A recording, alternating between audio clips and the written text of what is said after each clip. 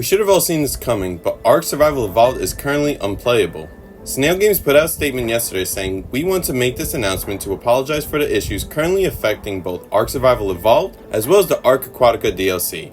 Whether there is a programming oversight or they want to have it out as close to their initial launch date as possible back in June, the consequences of this launch is quite possibly the worst case scenario a game franchise like this could have seen coming. The temporary resolution to this problem is to reinstall every DLC you have enabled to an older version of the game before the Aquatica files were embedded into the main file system, which for some people could take hours. The worst part is that it doesn't only affect players that have installed the Aquatica DLC, it affects everybody who hasn't installed or bought it as well on ASE. On July 14th, it was announced in a post that to support ARK Aquatica's expanded engine capabilities, we've updated the game's memory and shader systems. This may require some mods to be recompiled. More so, they want to ensure that the mod community, which has been the backbone of ASE for years, was supported and still able to continue to create new mods for the player base. It's not surprising to hear this prioritization because the player base has shown more care and interest in enhancing the player experience and adding new content than the people in charge of the game, which profit from the community's mods. You see, the Aquatica DLC was looking to be a big drawback to ASE for the player base as a way to commemorate 10 years of existence back in 2015 when it was created. However, the charts don't lie. When the DLC was supposed to originally launch in June, there was a major return of players. Not like how it was 3 or 4 years ago, but still a good chunk.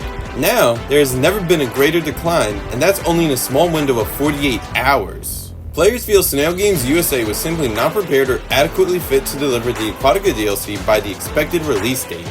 If you've been a part of the ARK community long enough, you know there's no surprise ASE's and ASA's main video game developer studios rarely release a game on or close to the initial launch date. So if we had to wait another month or two to play it, I don't think that would have been a significant issue. But as this was intended to be an anniversary release, which had to be out by a certain date, perhaps there were some inside issues unbeknownst to us that could have led to the rush release on the 15th, like the lack of proper funding or insufficient testing conducted.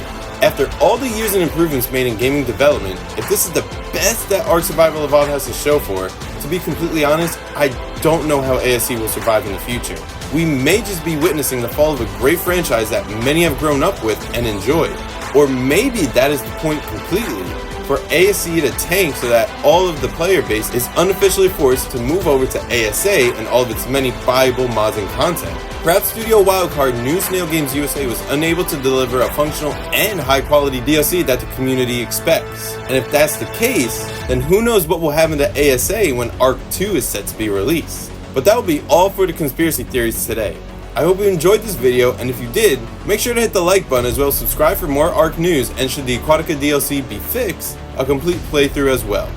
With all that being said, I hope you have a great rest of your day, and take care.